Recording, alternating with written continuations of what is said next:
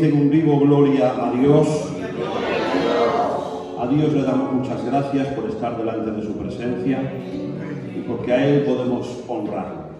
Bueno, es un gozo para mí estar aquí con todos ustedes, compartiendo un culto. Hemos venido a ver al tío Borrori, que está muy bien, por cierto, y ya nos hemos quedado aquí para compartir un culto, ¿de acuerdo?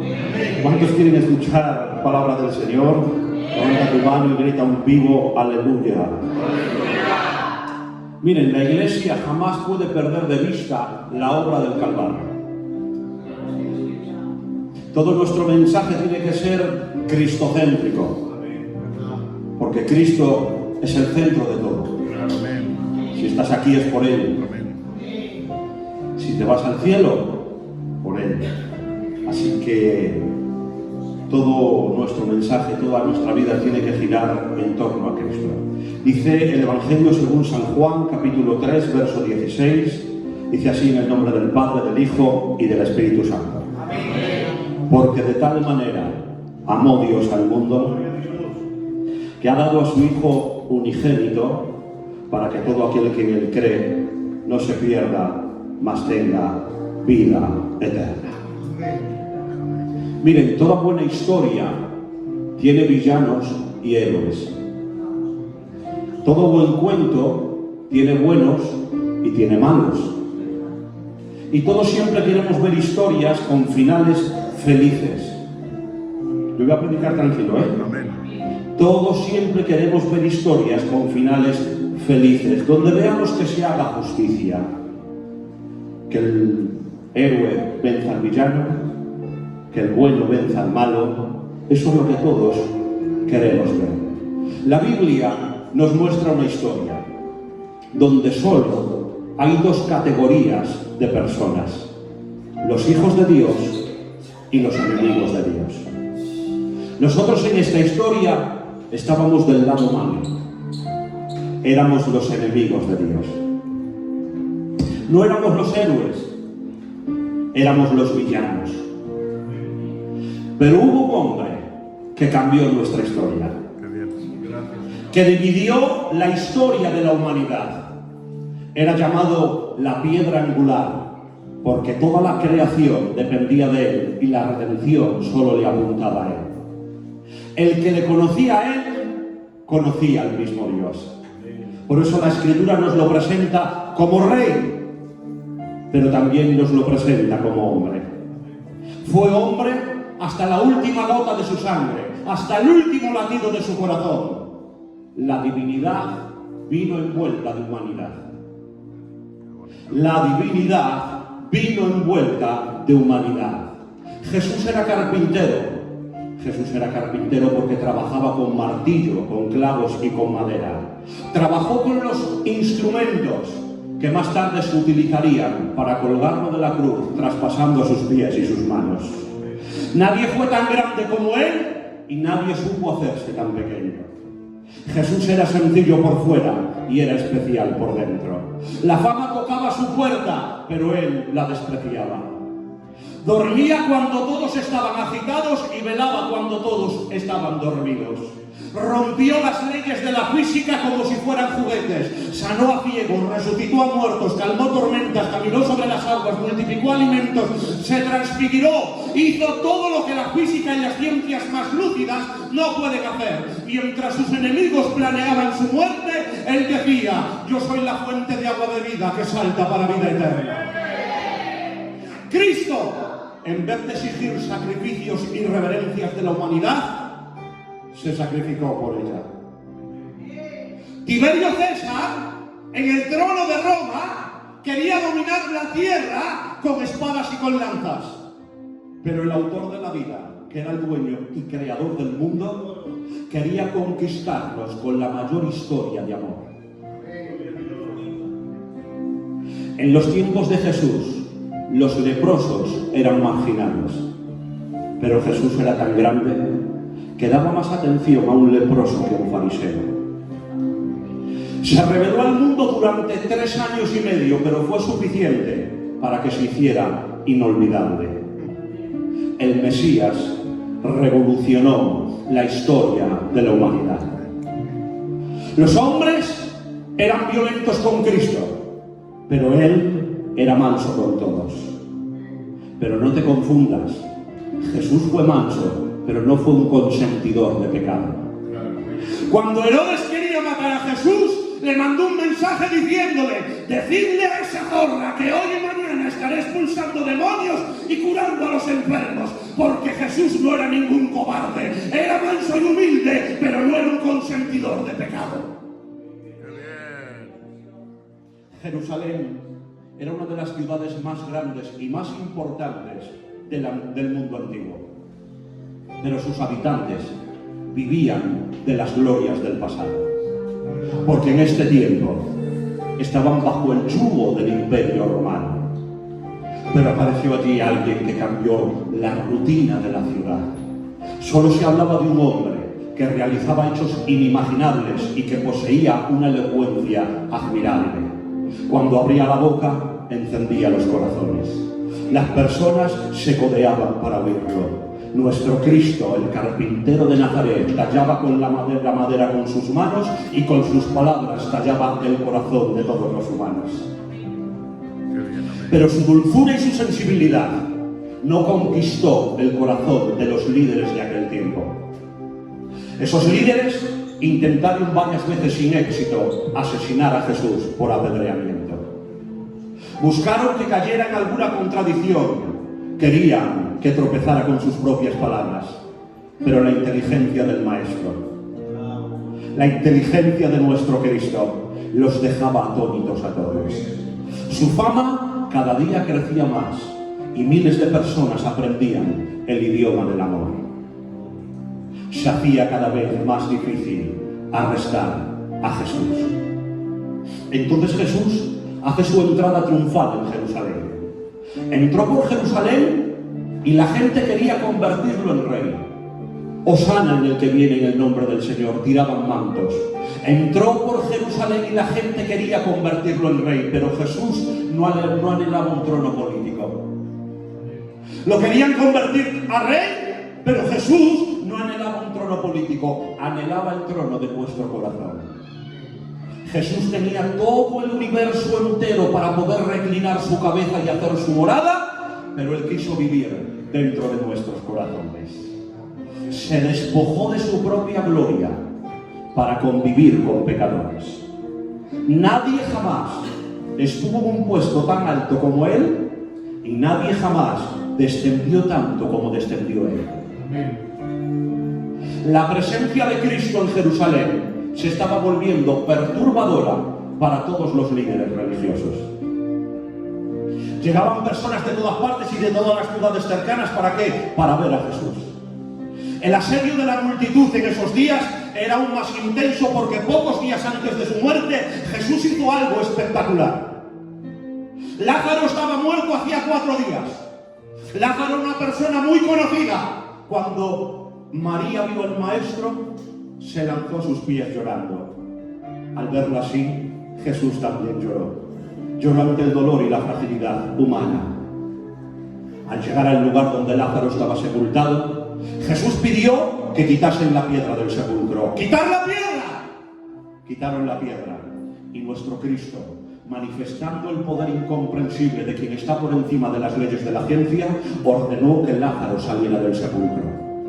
Y Lázaro, envuelto en vendas, envuelto en ataduras, obedeció a la orden y vino inmediatamente al encuentro de Jesús. Nunca nadie en la historia, ninguna persona clínicamente muerta cuya corazón dejó de bombear sangre hace 4 días, recuperó la vida, recuperó la memoria, recuperó la identidad y recuperó la capacidad de pensar, como en el caso de Lázaro, porque Cristo todo lo que tocaba ganaba vida. Cristo todo lo que tocaba ganaba vida. ¿Quieres vivir plenamente? Deja que Cristo te toque. ¿Estás muerto en vida? Deja que Cristo te toque. ¿Estás pasándolo mal? Deja que Cristo te toque. Un toque suyo puede cambiarlo todo. A partir de ahí, la fama de Jesús, que ya era inmensa, se volvió incontrolable. Los líderes judíos que habían intentado matarlo sin éxito no podían contener la admiración que el Mesías despertaba en el pueblo. Pero a pesar de ser tan poderoso nuestro Cristo, Él quería tener el estatus más bajo posible. Los discípulos de Jesús no comprendían cómo alguien tan grande podía desear hacerse tan pequeño. Pero llegó un momento que Jesús era un fenómeno social imposible de ocultarse. Pero la pregunta es, ¿por qué estaban tan perturbados los líderes religiosos? ¿Por qué estaban tan mal los líderes religiosos con Cristo? Los líderes religiosos se consideraban los representantes de Dios en la tierra. Porque estaban los líderes religiosos y querían matar a Jesús, porque los líderes religiosos se consideraban los representantes de Dios en la tierra. Por eso lo que más les perturbaba a estos líderes era que Jesús dijo: yo soy el ungido de Dios. Yo soy el Hijo del Dios Altísimo. Esto les perturbaba, ellos se consideraban los representantes de Dios, y aparece Cristo diciendo: yo soy el ungido de Dios, yo soy el Hijo del Dios Altísimo. Según el concepto de los fariseos, el Hijo del Altísimo tenía que haber nacido en Jerusalén. Tenía que haber nacido en una cuna de oro y no podía mezclarse ni con el pueblo ni con pecadores. Pero Jesús no nació en Jerusalén, Jesús nació en Belén. Jesús no nació en una cuna de oro, Jesús nació en un pesebre. No se codeaba con gente de alta alcurnia, Jesús se codeaba con ladrones, con leprosos y con prostitutas. No le gustaba ocupar los primeros lugares, le gustaba sentarse a comer con los publicanos y con los pecadores, porque Jesús vino a darnos lo que no nos merecíamos. No nos merecíamos nada, pero Él vino a darnos lo que no nos merecíamos para que nos lo mereciéramos todo. Amén. Jesús era todo lo contrario a lo que se imaginaban acerca de Cristo. Bendito seas. Por todos estos motivos, Bruno, nuestro maestro de Nazaret era fuertemente rechazado por la cúpula judía. Literalmente, Cristo tenía quemados a los sacerdotes, a los fariseos, a los saduceos, a los herodianos. Para ellos Cristo era un blasfemo, estaba blasfemando. Así que pensaron y dijeron: tenemos que matarlo. Se juntaron y dijeron: tenemos que matarlo, pero es que ahora ya era demasiado famoso Jesús. Y los líderes religiosos no querían que la muerte de Jesús cayera sobre ellos, porque el pueblo podría rebelarse, y más siendo la Pascua. ¿Qué deciden? La muerte de Jesús tiene que ser a manos del Imperio Romano. Los líderes, atención a esto, los líderes religiosos deseaban matar a Jesús. Lo voy a decir otra vez. Los líderes religiosos deseaban matar a Jesús, pero lo que ellos no sabían es que Jesús deseaba mucho más que ellos el morir. Los líderes religiosos querían matarle, pero ellos no sabían que Jesús deseaba más que ellos el morirse. Nunca nadie tuvo tanto deseo de matar a una persona sin saber que esa misma persona estaba tan dispuesta a morir.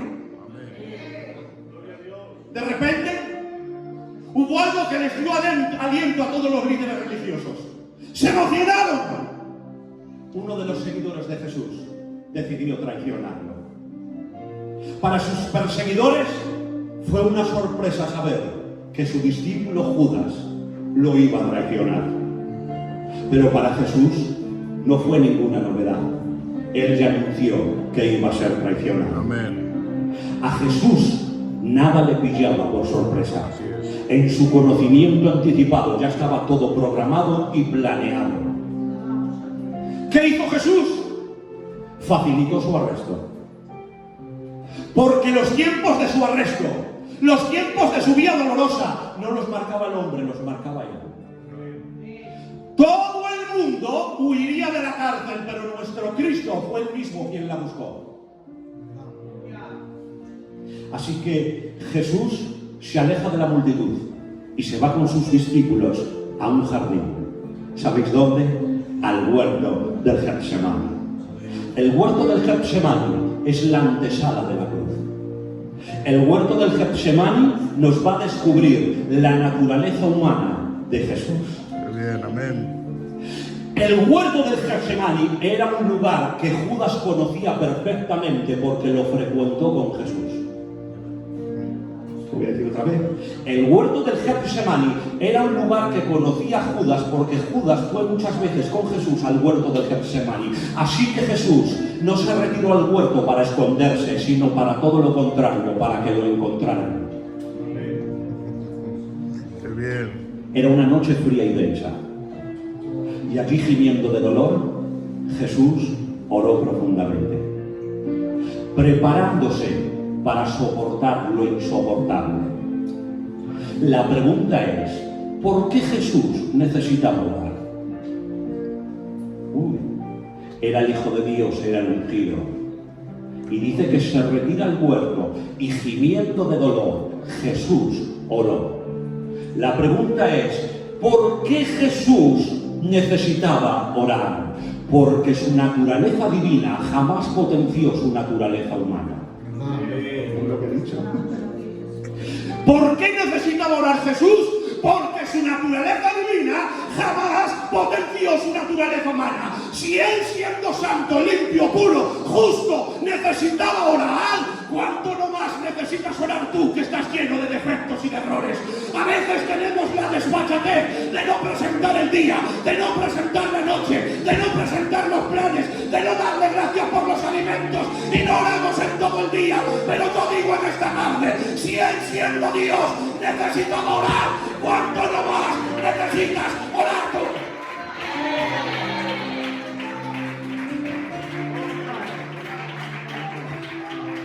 El hombre crece cuando se arrodilla. Aquí. El hombre crece cuando se arrodilla. La oración es el alma de la boca. Orar es imitar a Cristo. Orar desata lo que sientes y te ata lo que crees. Orar es la respiración del alma. Sabe bien vivir el que sabe bien orar. ¡Qué bonito!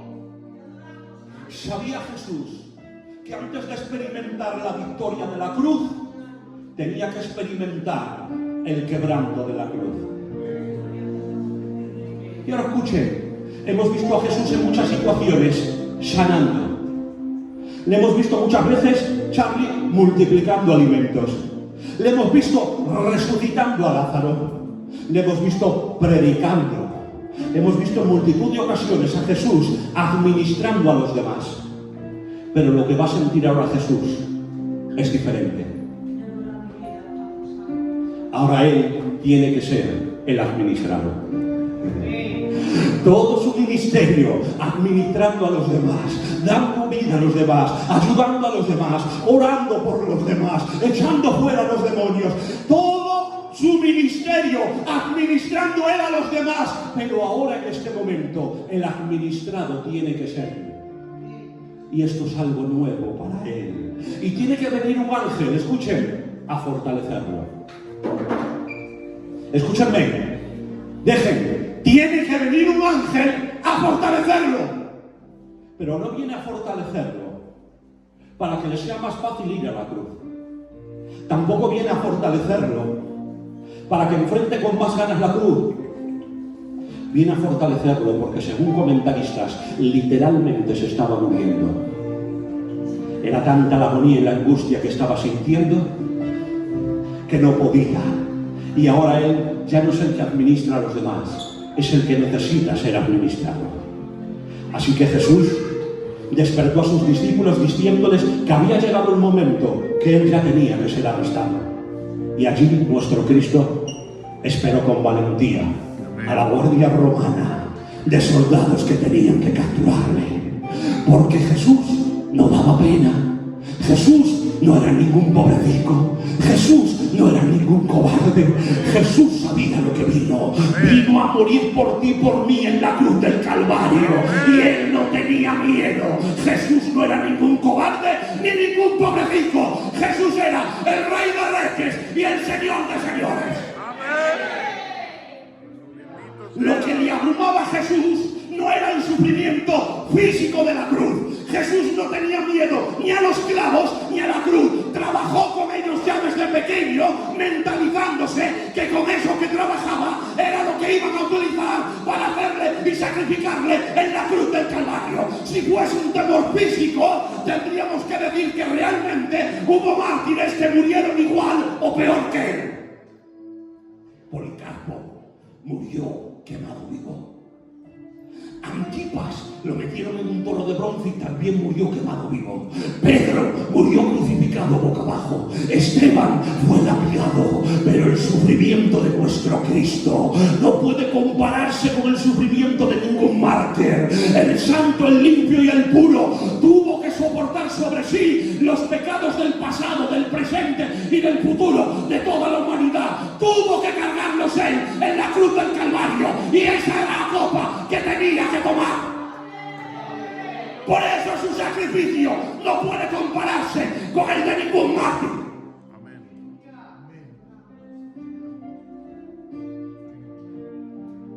Vienen a por mí y Jesús se levanta. Y ahora escúchame, necesito que presten atención. Amén. Allí, cuando él se levanta, aparece Judas con la guardia romana.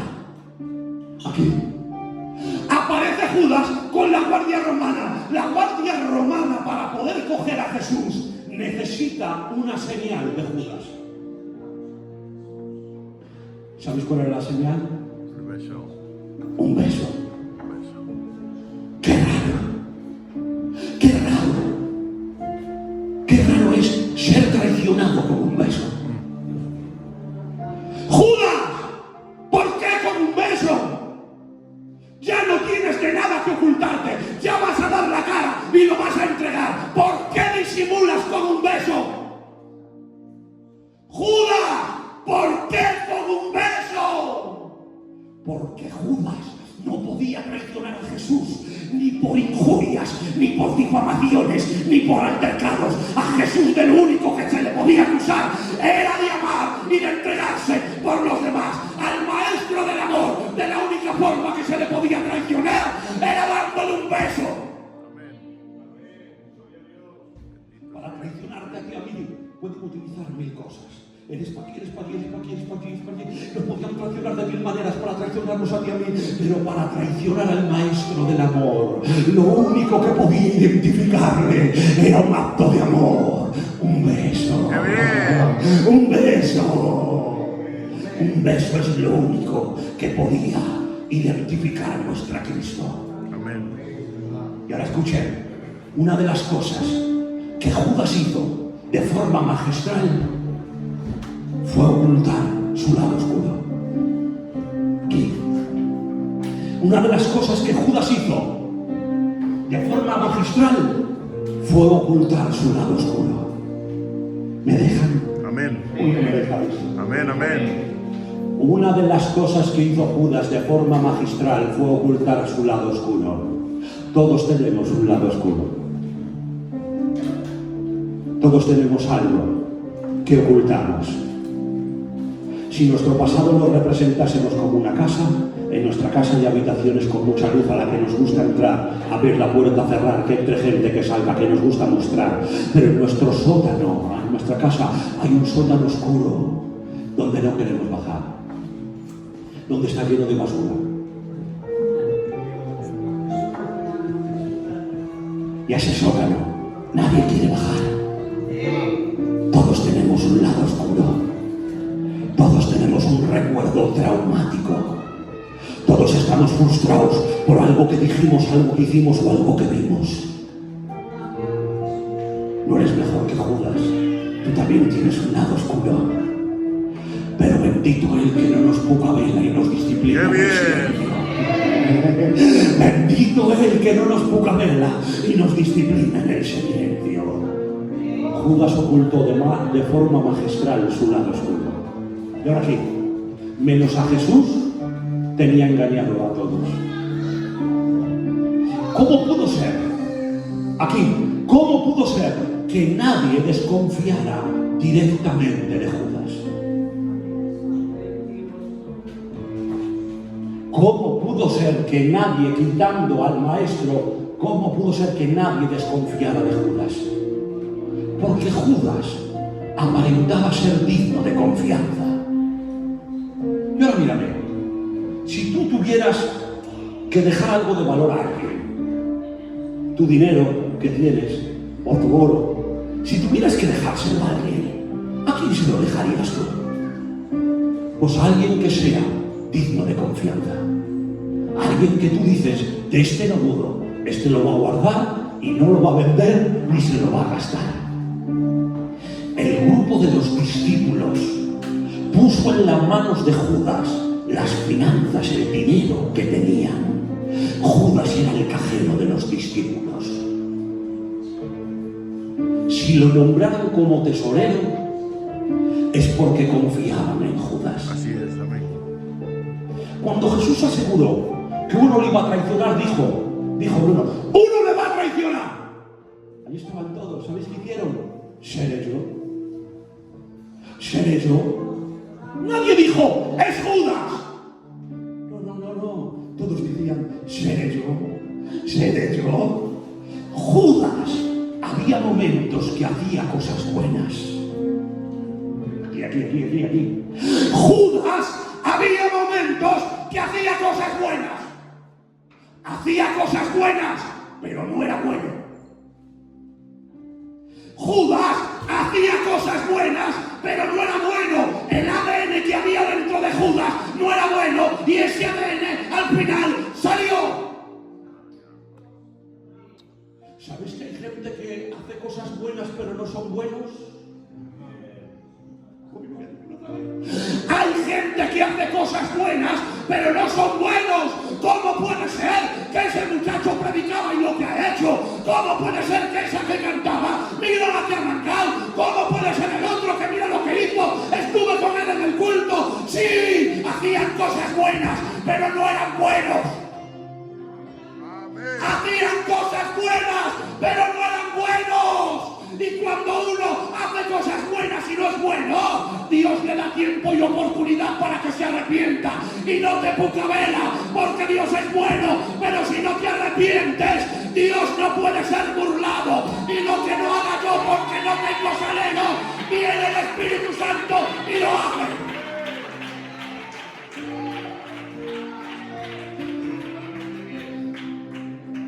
Hacían cosas buenas, pero no eran buenos. Uy, me dejan decirlo. Amén. Me dejan decirlo. Amén. Las iglesias están llenas de gente que hace cosas buenas y no son buenos. Así es. Muy bien. ¡Lo digo! Amén. Hay predicadores que hacen cosas buenas, pero no son buenos. Así es. Hay gente en el coro que hace cosas buenas, pero no son buenos.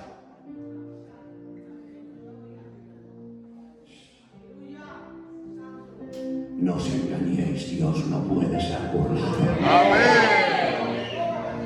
Así es. Qué bonito. ¿Me dejáis un poco más? Sí. Lo peor que hizo Judas no fue traicionar a Jesús.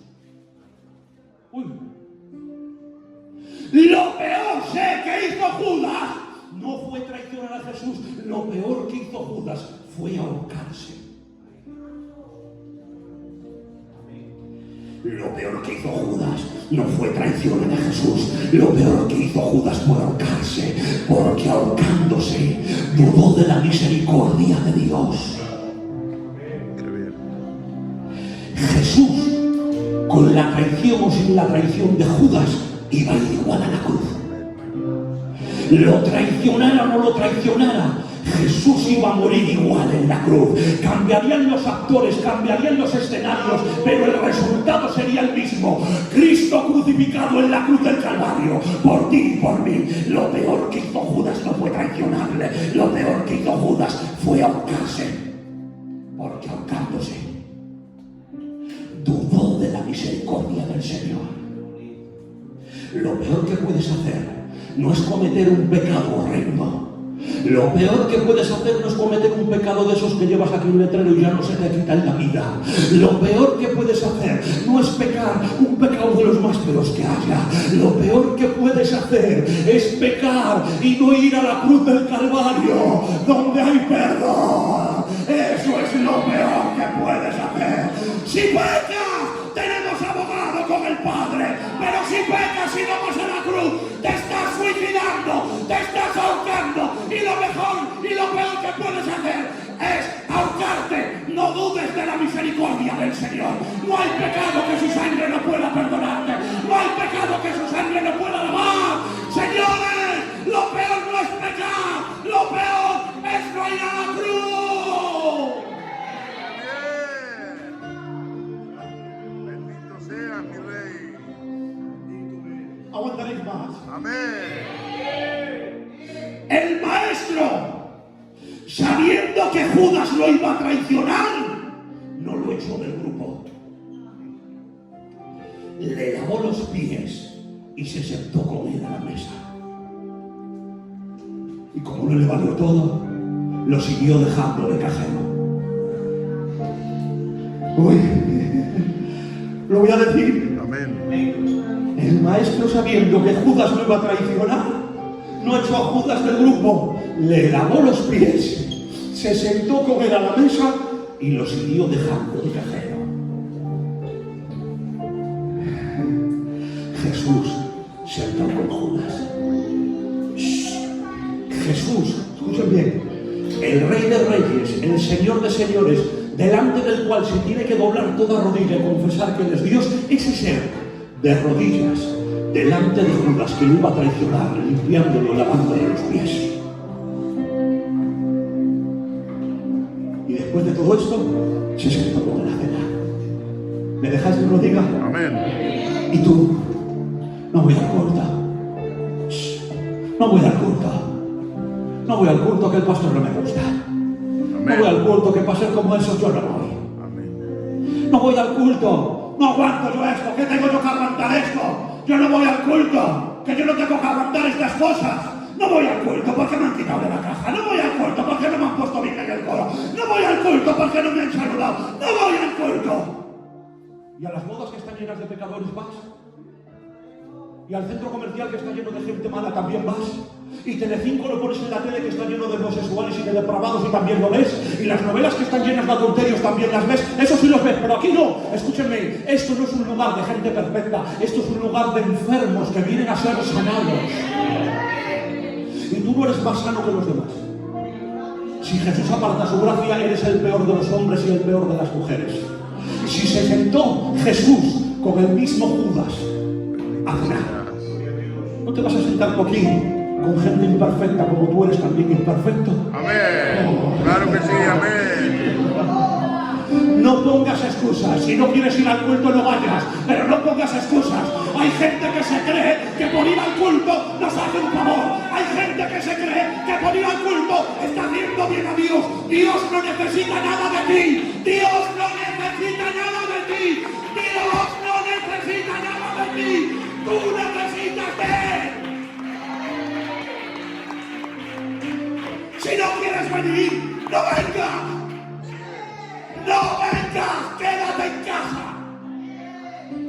Pero ni pongas excusas, ni molestes. Ahora te lo estás haciendo a ti mismo.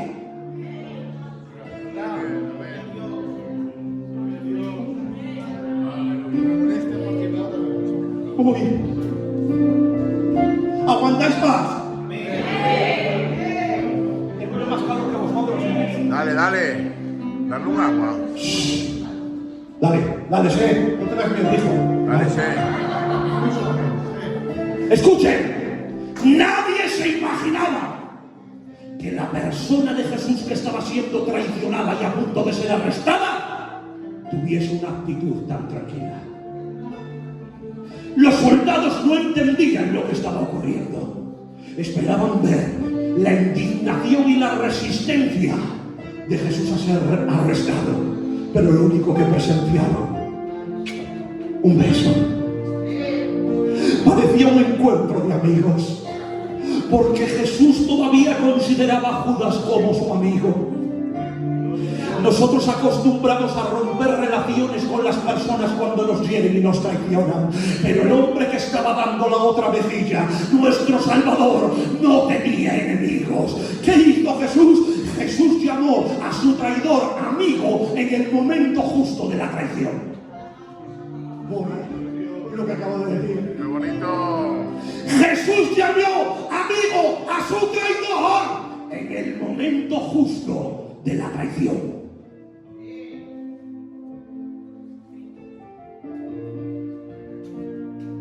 Jesús llamó amigo a su traidor en el momento justo de la traición. Nosotros perdonamos cuando las heridas que nos han hecho van cicatrizando. Nosotros perdonamos cuando las heridas que nos han hecho va pasando el tiempo y las cierra. Pero al maestro del amor no había forma de herirlo. En el mismo momento de la traición, a Judas le llamó amigo. Y una escena de terror se transformó en una escena de amor. Porque cuando aparece Jesús, cambia todos los ambientes. Así es, amén. Cuando aparece Jesús, cambia todos los ambientes. Cuando aparece Jesús, los entierros se estropean y las bodas se arreglan. Cuando aparecía Jesús, los muertos de 4 días resucitaban. La que tenía que morir por apedreamiento se salvaba sin tener que dar explicaciones. Cuando aparecía Jesús, los alimentos se multiplicaban. Pedro podía caminar sobre el agua. Deja que Dios cambie tu ambiente, que cambie el ambiente de tu casa, que cambie el ambiente de tu familia, que cambie el ambiente de tus hijos, que cambie el ambiente de tu iglesia. Vamos a traer a Cristo y que sea el centro de todo, el centro de tu familia, el centro de tu matrimonio, y tu ambiente cambiará.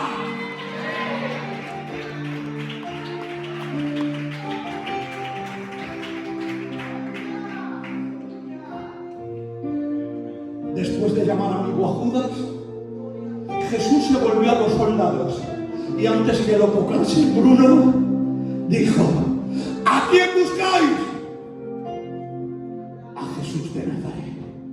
Y dice: yo soy. Y con ese yo soy, todos se cayeron al suelo. ¡Bendito seas! Arrestar. Aquel que agitaba Jerusalén parecía una misión difícil y peligrosa, pero se transformó en la tarea más fácil. ¡Bendito seas, mi rey! Solo pidió una cosa. ¿Sabes qué pidió Bruno? Una cosa. Dijo: Jesús de Nazaret, dice: yo soy, y todos al cielo. Pero él solo pidió una cosa: no arrestéis a ninguno de mis discípulos. En ningún momento Jesús perdió su condición de buen pastor. ¡Qué bien! ¡Qué bien! Estando en la cruz, se preocupó de que Juan cuidase a su madre María. Estando en la cruz, había colgado un malhechor mala sombra que